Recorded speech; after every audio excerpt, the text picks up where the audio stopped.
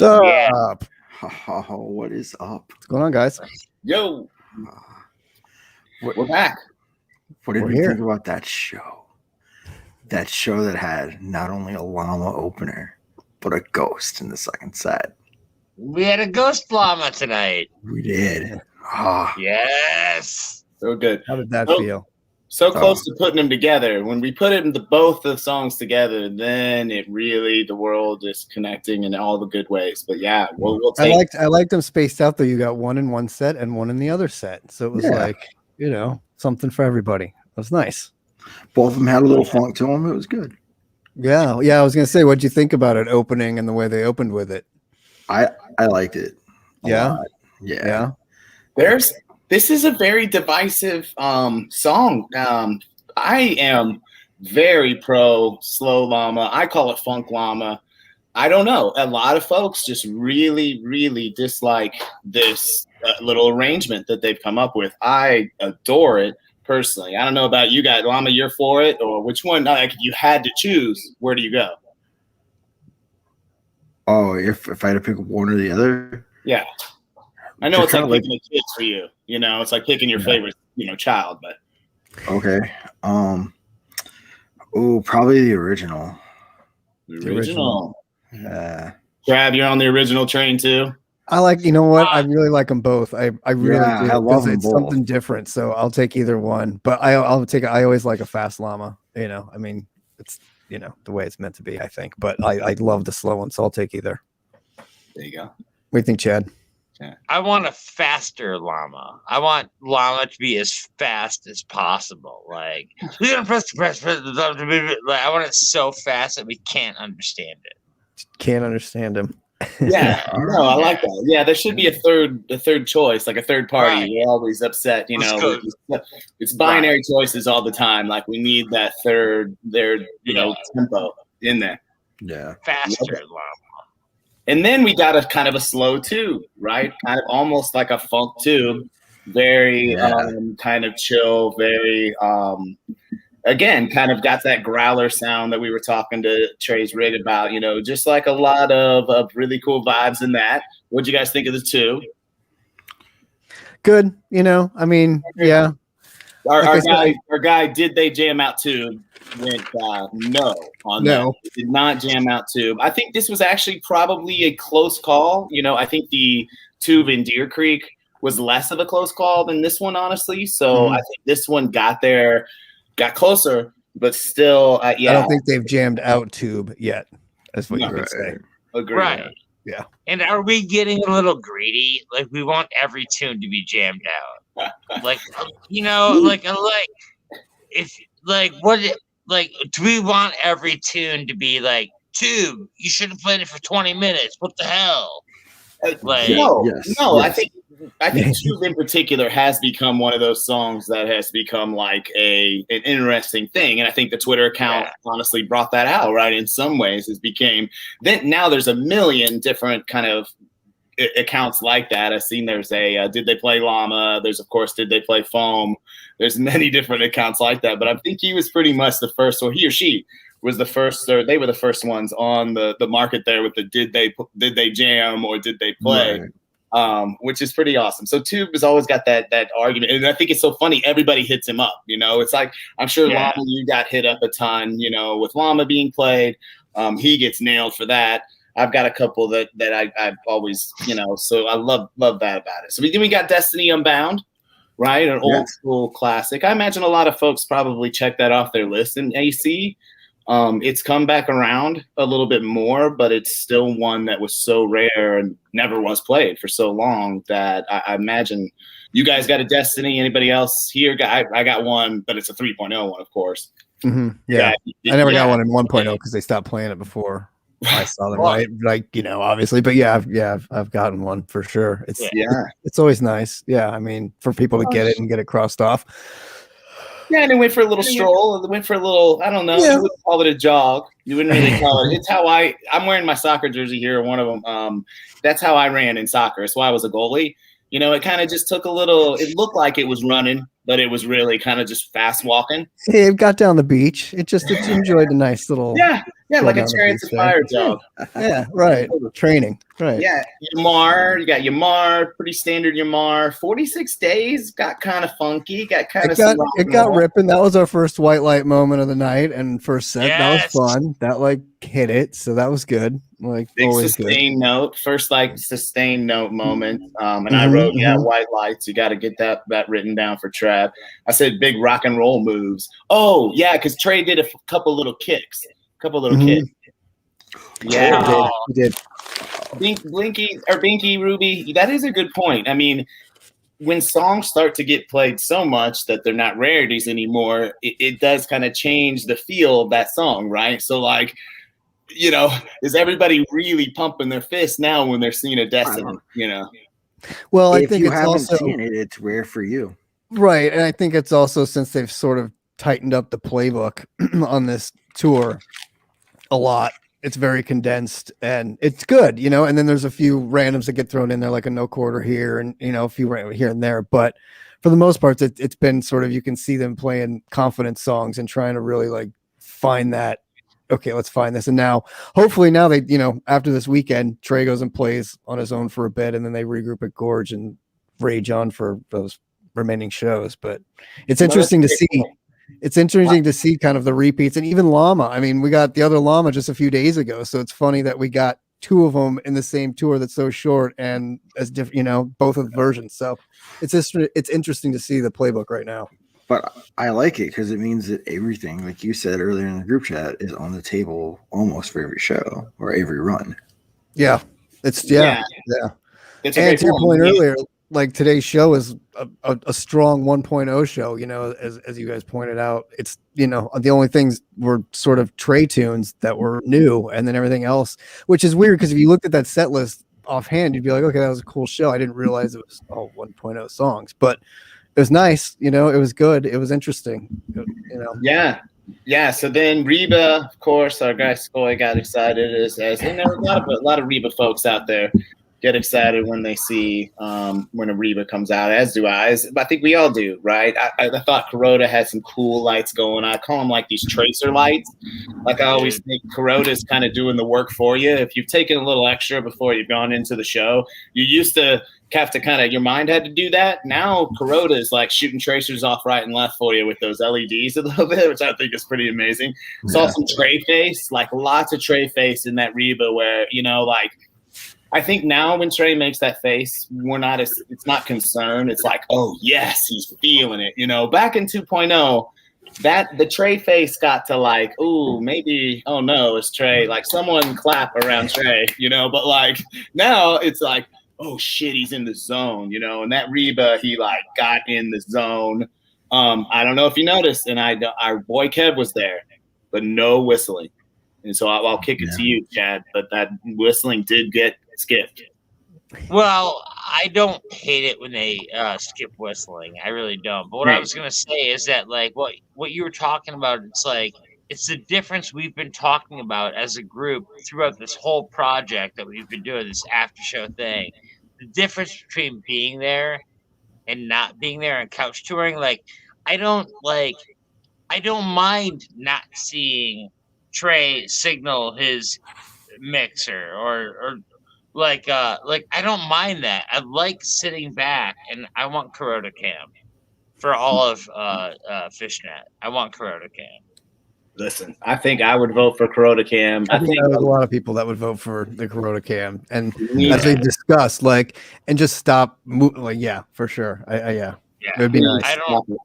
I'm Matt for Math. I'll call him out. He is one guy who said, I like to see their fingers. He's the only guy I've ever heard. And listen, I mean, again, I think there's value in that, but I do think there's too much of that, right? And we miss kind of the good moments. And like Trav said, I think they rotate through, and we've always we're kind of weirdos. We watch enough of it, and Trav especially is an audio or video file. In some ways, he's watching the camera people, right, and the directors and the different people that come through. Every time we look, it seems like it's different crew. you know, and I always wonder, like, they need like a set crew, you know, that knows, like you said, knows the changes, knows the songs, knows when, hey, get to the crowd because here comes the white, or the Crota cam because here comes the white lights, get to the crowd because, you know, or just kind of just knows the feel of the sets. And it doesn't, when you rotate, you know, people through, part of me is like, man, I don't know if you get that feel to it, you know, because they've got set people for all those other roles. You know, why not have a set director, video director? And like whole crew, you know, like you know, and I know they try to shorten it down a little bit, but like, yeah, like 2 or 3 guys that kind of know them and sort of the band and like how they play and sort of the reaction, so you know where to be or like where you should hit the marks or like where they're going to be at in certain times. You know what I mean? Like it would just, yeah, I agree. And to that point, if not, just give us a couple lock off options, like a locked off cam on Corota from the soundboard that's just like on the lights, and let us just like click on that and just choose that option the whole time. And you know, it sounds easy, right? Then you're not even you don't need anybody. So how about that soul shakedown party? Exactly. Moving it along. I like it. I like it. I called Bob in DC, so I was a week off, but you know, we got it, so I like it. It's good. Good, man. Last time, one of my favorite. That's actually one of my favorite Phish songs. Soul Shakedown Party. What's that? Yeah. A+. 87 shows since it's been played, so it's got a pretty decent little. I think that's one of the biggest bust outs of the tour, honestly. They really songs that are typically in the rotation. So it's got that, it had that cool road. There's this little Roadrunner. I call it the Roadrunner effect. You remember when the Roadrunner would spin his feet for a while and then he'd take off, right? And it kind of go, you know, and he'd take off. And it has that, like, there were so many of these little Roadrunner effects. I need to get our guy back on to kind of, I got to figure out, I'm going to isolate it so I can find it. But it's not Trey, like, picking through it, but there were so many of those. I mean, so much fun, and I can't believe that beach. How much of a party that beach had to be. Like, I can't wait to talk to those guys when those Soul Shakedown party, you know, went down. Like, I just hope nobody stepped on like a needle or like medical, like, you know, like or a seer. Or jellyfish. I mean, there's all kinds of things that could be, like, literally natural things that could be happening. Like, there could be a shark attack or something. I mean, there could be a shark. Yeah. Speaking of natural, that split open and melt was pretty solid and natural. Well, I like going melt coiled in the set. Like that was that was a strong 1.0 feeling, like old school days of like, let's, you know, go out this way. I loved it. That was fantastic. I wrote The Darkness Descends, right? Big Page Sins 2.0. Yeah, just so. And then, the coil with the page walk. Any page walk off. Yeah. Coil should end a set almost like that should be like almost every other show should end in some sort of coil ending where Page just walks off. Second set, right? Are we there? We're on the second set. Let's go. I never needed you like this before. Love it. I love it. And so we saw it close a show. We've seen it open a show, and now we've seen it open a second set. And it fits in every fucking place. Like, it fits. I love it. I love it closing the show, and I love it opening the second set. That's it. No, that's A+.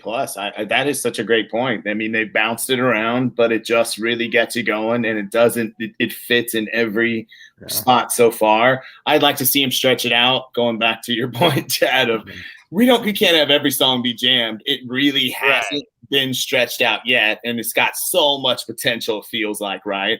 And I won't lie, and I mean, this may be a little controversial, but I still always have that Roots version in the back of my head when Trey played the Roots, and that's a tough version to top. I mean, like, and believe me, I know there's a level of where Phish is at and where all those guys, but again, we're talking Questlove, so I mean, I think there's some comparisons to be made, right? But that was a rockin' version. Like, that was sort of like where you could go if you really wanted to kind of lean into that way of it. And I mean, that kind of kicked ass. Like, it was kind of like, right, you know? I just still have it in my brain, and I'm like, oh, I don't know if they quite get back there. I don't know if that's fair. It's just such a different different band and such a different thing, because obviously that band, there's a lot of things that Phish does that they could not possibly do. But that song there, and we find that with Trey Band, you find that with different things where like, that's right, Serious Sean. Serious Sean, man, he always nails it. Especially when you agree with me, Serious Sean. No, he didn't nail it because Travis didn't put up the post where he said it sounds like Dio. No, that wasn't Sean. That was it. Oh yeah, he was Sean, and then he did say, "Yeah, it was Sean." Man, that ain't wrong. I love that. He's pretty. I can feel the Dio in there. It's got rocker style, totally right. Like, yeah, let's do it. From Judas Priest, man, and absolutely. Right? Get the horns up, dude. Get the freaking horns up. I mean, when they did it with the Roots, it definitely had that feel. It had that. It could go that way. It had a little bit of like that. Oh, sure. It could rock. It definitely had a little bit more rock to it. Yeah. Then you get what I think we all knew was coming. Or we knew some Quadrophenia song was coming, right? For you, Chad, your first show, right? This guy's got Quadrophenia in his first show. But Drowned, right? So Drowned. Yeah. Wow. We were all predicting Drowned, I think, like for like the entire tour. Like what was gonna be the moment. Which got into some good. I mean, this is where the kind of the stretch run of the Drowned Ghosts, like it kind of got jammy and fun and like and sort of. So like, what was your favorite sort of jam of the night through this section here? And we can throw it out to the chat there. Yeah, favorite jam. All right, what was your favorite jam tonight? The Ghost. It's like I'm kind of like, okay, you guys are doing Ghost in every show now. Like it feels like I did say it feels like the fifth Ghost. I know. Yeah. Good point. Yeah. I mentioned that I really felt that Ghost at about 3 minutes was just a little too long already. I was like, I like the short ghosts that are like 1 minute. Like ghosts at 1 minute and 30 seconds. It kind of comes and goes. Ghost slander will not be tolerated on this show as long as I have controls. What did you think, Llama? I loved it. That Ghost was like, it was good. And when it started jamming out and didn't go to a different song, I was like, yes. Also fair, because that could happen anytime. Your jam could get mashed up at any time. There should be a disclaimer. Yeah. One of your favorite songs can be ripcorded at any moment.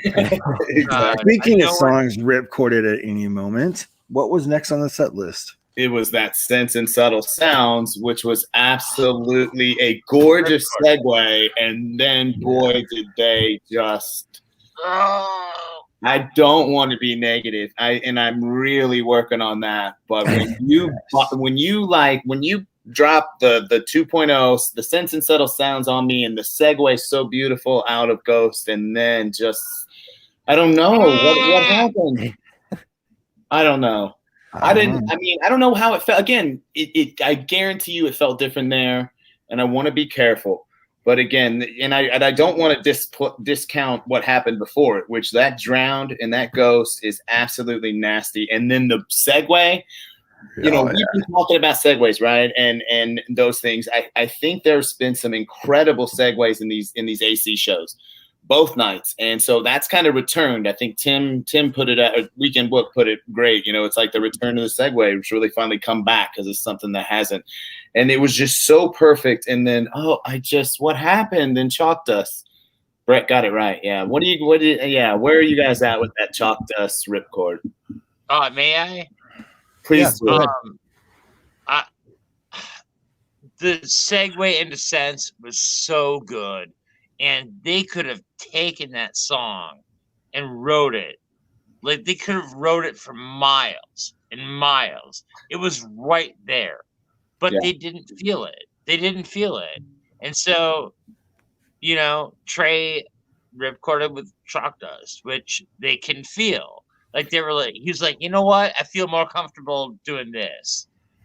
And so I'm kind of like, you had it right there, but but this is what's crazy though. I think this is one of those, like we always say here in Missouri, if you don't like the weather, just wait an hour, it'll change, like everything kind of changes and happens really fast. So you're a little bummed about the ripcord, it goes into Chalk Dust. Then Chalk Dust gets all like really chunky and wild, and it gets into a Split Open and Melt Jam, right? It goes back into Split, right? Yeah. I mean, and gets all like really dark, really crazy, right? Like just completely wild. And then you guys, I can't even talk about this next song, so I'll just mute me, Llama, and you guys talk about this next one. Okay, you mute. I'm just gonna go back and say that I want to hear Sense and Subtle Sounds go deep. I want a 20-minute Sense and Subtle Sounds. I'm on the 2.0 fucking train with that one. Oh, sorry. All right, that's all right. Yeah, but like you said, they weren't there with it tonight, so you weren't gonna. Yeah, you want it, but like you said before, Chad, they just weren't. It wasn't there tonight. You know, it didn't, for whatever reason. They didn't feel that, and yeah, I don't know. Chalk Dust was fine. The No Quarter, I like the segue into No Quarter. It's always a fun little transition once, especially the crowd realizes where they're going with it and gets into it. And I don't know. I mean, Zeppelin, I'll take it. Slave was nice, and then of course, she showed up and ended the show, which I'll skip talking about her, so you guys can talk about her. Fucking Susie. So. I'm sorry. So, Family, you did not want to talk about No Quarter? Well, I gotta say, for our boy Kev, he loves that cover. So yeah, Kev, he's there at the show, so I'm very happy for him, and I think we can all be glad that they played it for him. Exactly, because he didn't get the whistling in Reba, and like that's right. Kev has a lot of. I mean, let's be honest. There's a lot of things that are interesting about Kev. One of them is that like he hates Rebas without whistling. Like that's a real pet peeve of his. Yeah, I don't know if you knew that. So he's really, I know he was upset about that. So giving him a No Quarter there, I feel fine with having personally to suffer. We should ask him what he wanted more, the No Quarter or the Reba with the whistling. Ooh, we got fashion. Oh, fashion break. We need like a little alarm. Phish fashion break. Phish fashion break. I think Paige wore the same shirt. I've seen that before on this tour. Like, I think he reflected the shirt last night too. I think he probably has multiple, like same shirt, multiples of the same shirt. So he just pulls like it's just a closet of like 3 of the same things. It's kind of like what dad vibes, huge dad vibes. Fashion from Paige. Yeah. I did like dad shirt from Paige for fashion. We're doing Phish fashion. What's that moment here on? What do we got? Can we talk about Trey? Go ahead, Llama. What? I was gonna say, can we talk about Trey's fresh out of the box and wrapping hoodie? The creased sleeve, the nice crease down the sleeve, which like he just pulled it out and unfolded it and put it on. I know, it's great. I wonder when he ordered it and when it arrived. Ray Anastasio with the just bought on the Atlantic City Strip kitty ensemble today. Yeah, so beautiful. And then we've got Mike. We've talked about Andy a lot because we've hung out with Andy recently. Mike stole Andy Michael's look with the all black like Johnny Cash look today, which was really interesting. Not his hair. He did not steal Andy's hair. No. Mike's got a nice new deal, although the old dude was better, but Andy still crushes the hair. Exactly. No, come on. No contest there. And then Phish had one of the new, I've been calling them, is it a muumuu or a dress? I never know what to call that thing. I guess it's a dress. Well, a muumuu is a type of dress. Okay. Mm-hmm. Is that a muumuu? Yes. Yeah. Okay. So we can call it, comfortably call that a muumuu. And it's one of the new muumuus. Like it was one of those fancier new ones with the kind of neon-y looking green. Was it green today?